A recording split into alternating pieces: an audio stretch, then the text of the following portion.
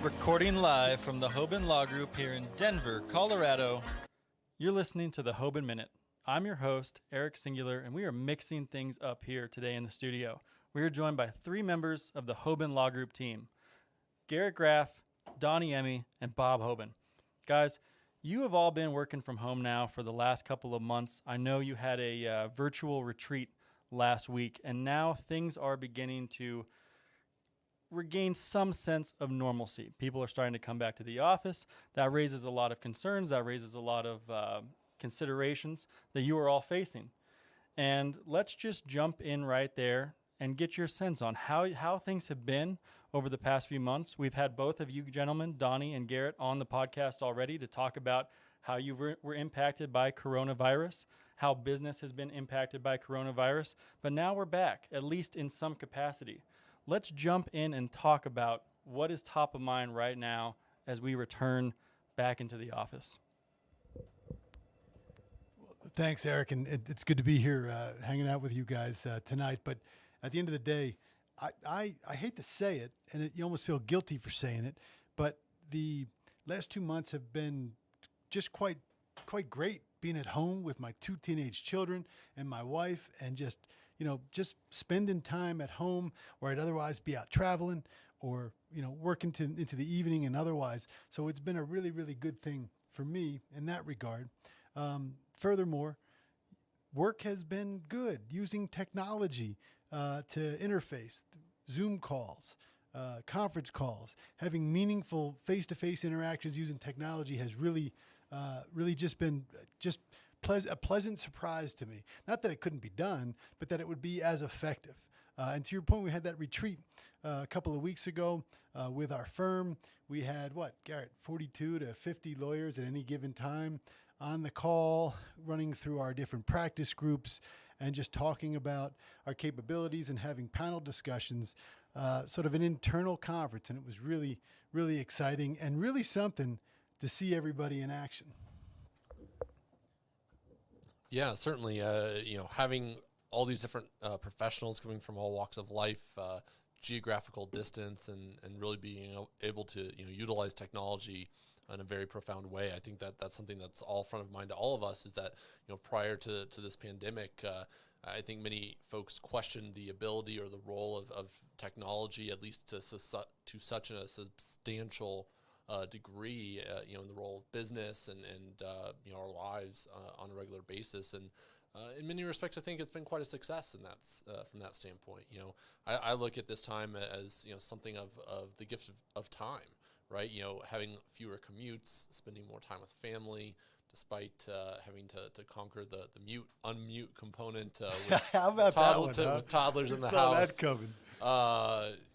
Certainly I'm missing some live sports going on right now, but if that's the worst that we have to deal with, then I think as a society we can certainly succeed through this. But I think it certainly gives us time to pause and reflect, recalibrate, so to speak, and kind of look how we can retool ourselves both personally and professionally going forward. And that was the whole point of the retreat that we had, is basically taking the opportunity of this time of maximizing the potential of our resources, of ensuring that we're availing ourselves of all the different aspects of law, the unique issues going on out there. I know personally from myself that I've seen a reasonable change in terms of the focuses and priorities of clients and folks in the industries and whatnot, and so making sure that we're being attuned with that has been crucially important. So.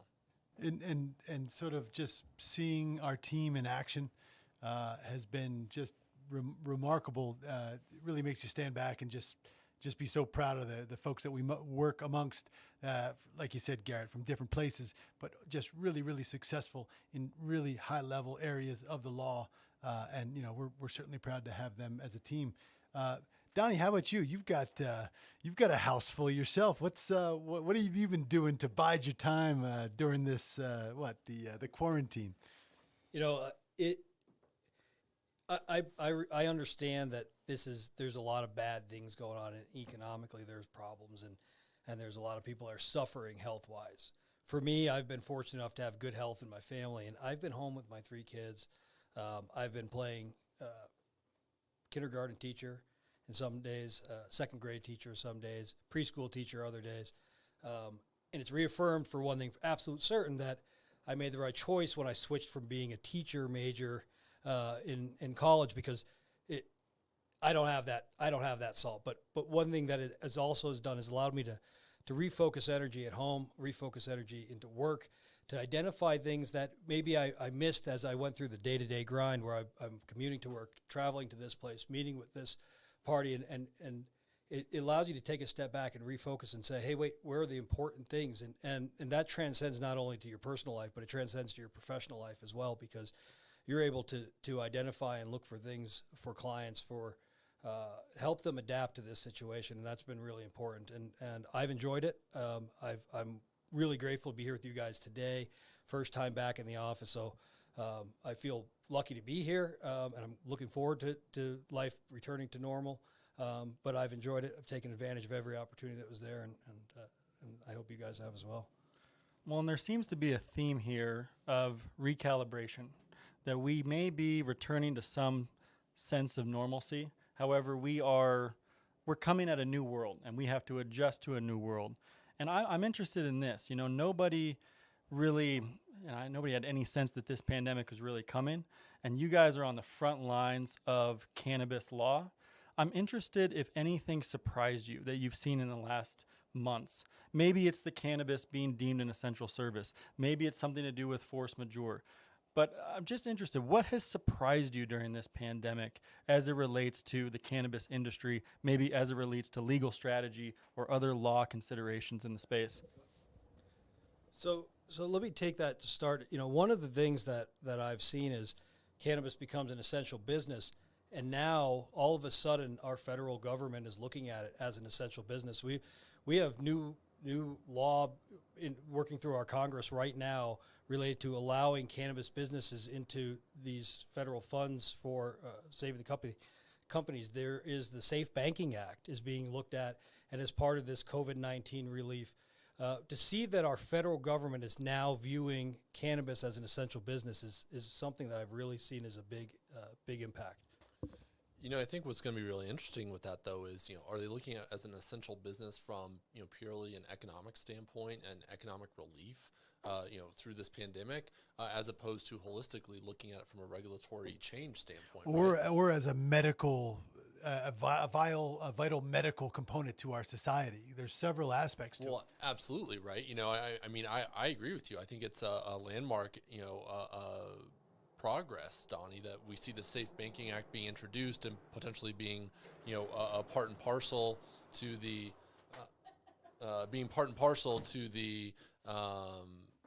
the stimulus relief funds that are forthcoming through Congress. But are we going to see the same sort of change legislatively in terms of a descheduling or rescheduling? Is this going to ultimately compel that?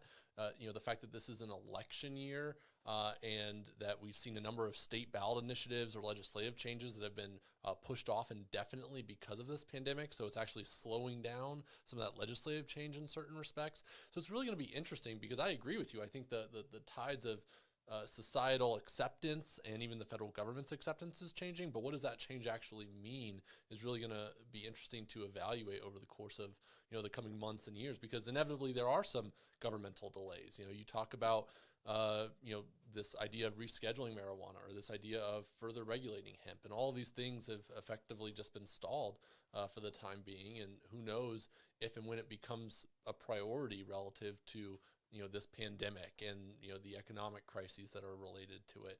I think there's going to be a lot to unpack there over the coming months and years. I think what I may have seen that's the most surprising, perhaps, is not the ability for the industry to take a bunch of punches, both economically and from the public health impact as COVID comes at us, and be resilient, because it's shown to be resilient beginning during a recession. Let's not forget that. In 2009 to 2011, and still build itself up to be a regulated commercial environment, to operate as a regulated commercial environment. So the most remarkable thing I've seen was actually not a positive. I don't want to dwell on negative things, but it was the industry effectively appeared to take a punch in the gut and shut down for the first several weeks of this pandemic. Now, I'm not talking about marijuana dispensaries because we saw the essential designation. We've seen sales. We've seen facilities that are warehouses and the like that had to keep up and increase production. But it seemed like things stopped. They stalled. And understandably so, right? This is something none of us have ever seen before in our lives. And it was a tremendous shock. But it's only been in the last several weeks that we've seen this great momentum to come back and hopefully come back stronger than ever, because as we've talked about, business fundamentals matter right now.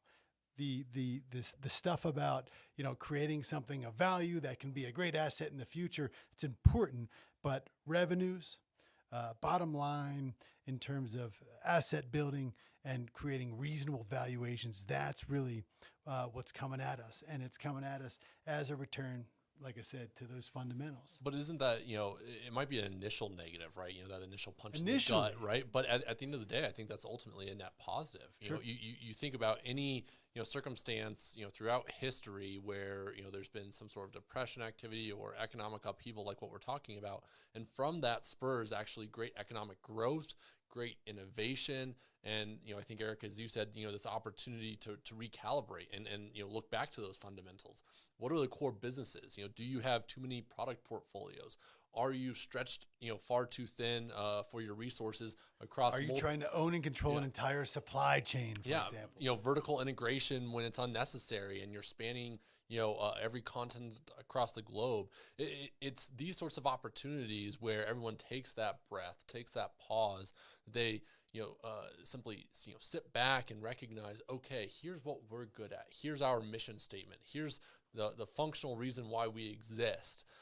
And how do we exploit that going forward rather than just simply being anything and everything to everyone? Well, as things return to normal, what's going to be on a lot of business owners' minds, on the minds of a lot of operators in the cannabis supply chain, is how you bring your business back online. How do you get people back into the office? How do you get people back in the manufacturing warehouse, wherever it is? Wondering what the considerations are you see that people should be thinking about as people return to work. No, it's an interesting topic, and it's a topic we've talked a lot about over the last couple months. And, that conversation's evolved and different people have different perspective on it. Now, you have to start from the basic assumption and a basic foundation that you have to do what's in the best interest of your business and your employees and your employees' health. Sort of putting both up there. And if you had to pick between the two, you have to always put your employees first if there's a health and safety issue. So how do you think about those things? How do you develop that? What protocols do you need to put in place? Social distancing, masks, sanitation of workspaces. You have to expect that no matter what the next normal or the new normal brings or how you integrate into it, that you are going to take one step forward, and you might have to take 2, 3, 4 steps back. Not because you made a mistake, but because nobody knows anything right now, right? And as long as you do things smartly and compliant with the law, and you sort of respond to special needs within your business, which is what we've done. We've talked about that, right? How do you take the quote-unquote vulnerable population, or people that might be married or cohabitating or have children that have conditions or issues physically? How do you address those things so that nobody needs to require people against their desires to be in a place that might be unsafe? So how do you read the room, so to speak? How do you provide opportunities to voluntarily come or not come? How do you create that cohesive structure and organization, which being in person does matter, guys. Let's face it. We can do all of this stuff online, and it matters. Seeing people's faces, and I hope in return seeing my face, although that's marginally acceptable, that those things let people connect with each other more. I believe that's the case. But being in the same room with somebody, despite the fact we don't have to travel or drive or go to a different office for different meetings, all great things that I agree with you on, Donnie, and I think we've all experienced. But being face-to-face means something, and that's the hard part. How do you facilitate that and keep your employees' interest at the top, and not do? You don't want to be seen as the person that's imposing things. I mean, Garrett, we talked about this for several weeks now. We don't know what's to come. We didn't know what was going to come, and when you're for example, who do you even look to? Do you look to the state government? Do you look to the local government? Do you look to our federal government? Do you follow the direction or recommendations of something like the CDC? How do you anticipate what information is the right one to believe and not be naive about it? I think the best word I've heard, and I think it continues to be the case, is unprecedented, right? We're talking about what will and is, quickly becoming a new normal. And so by virtue of that, you have to be nimble, you have to pivot. That, relates to how you run your business, how you treat your employees, how you're mindful of your social consciousness, as an employer and as a business within a greater industry. That also impacts, how you operate your business, how you generate revenues, how you're exploiting distribution channels and supply chain networks, and not exploiting in a negative sense, but rather optimizing it for purposes of running your business and creating change that is functional. Again, focusing on your core competencies and the things that you're good at. There's a lot of this sort of recalibration, as just a general theme that this pandemic has and is affording folks. And I think you're going to see, ideally, hopefully positive changes for how companies run themselves organizationally, how they treat their employees.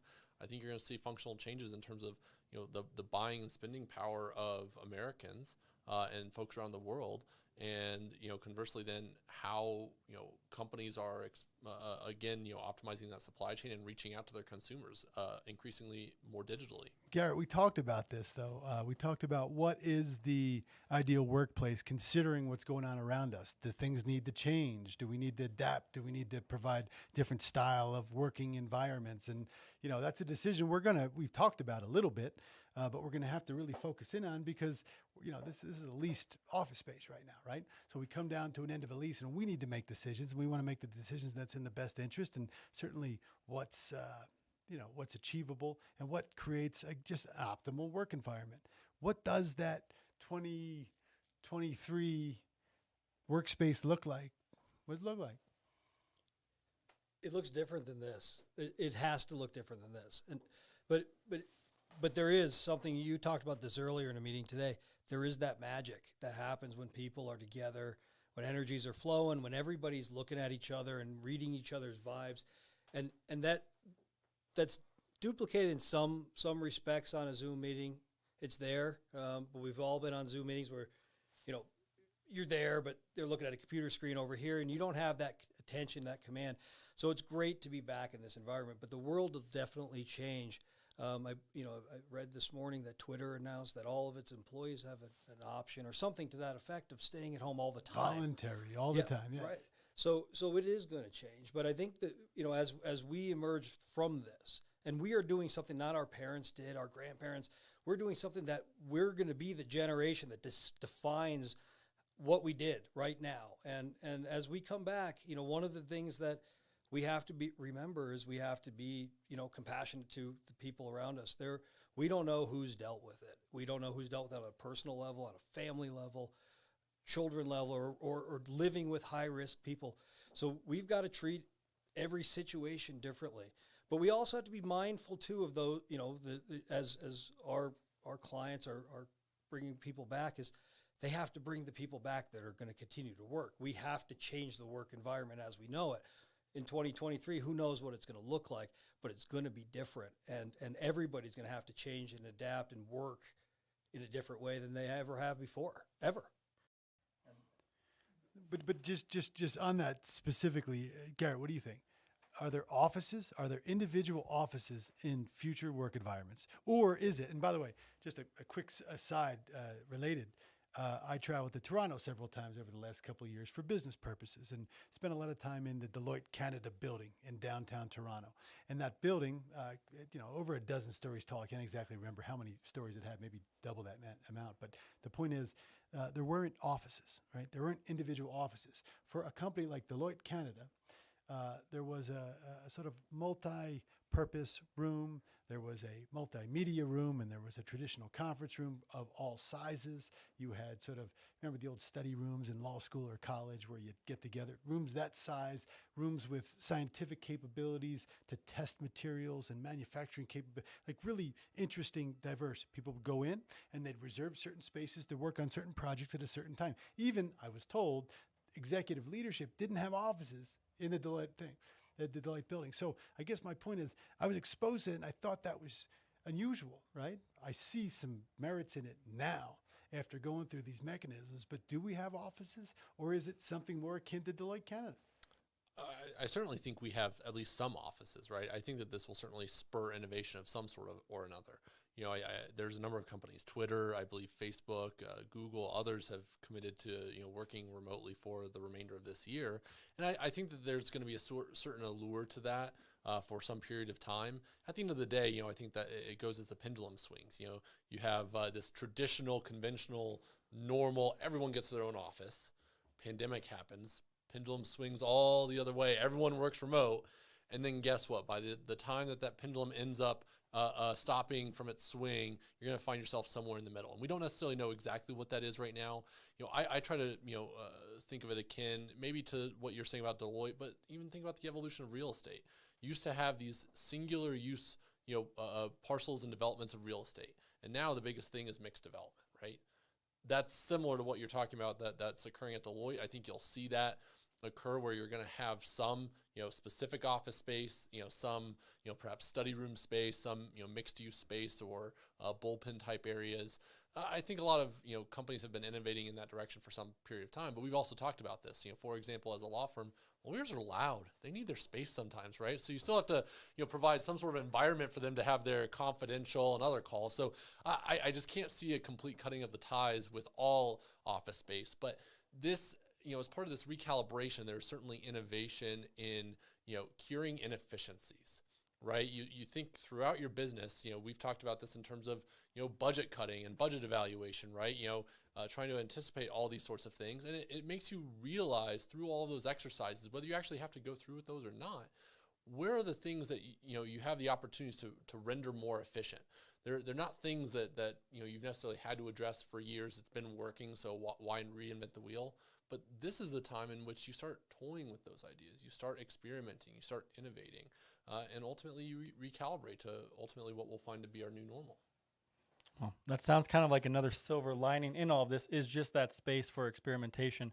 But I want to end on this note, which is that we had Seth Adler on the Hoban Minute.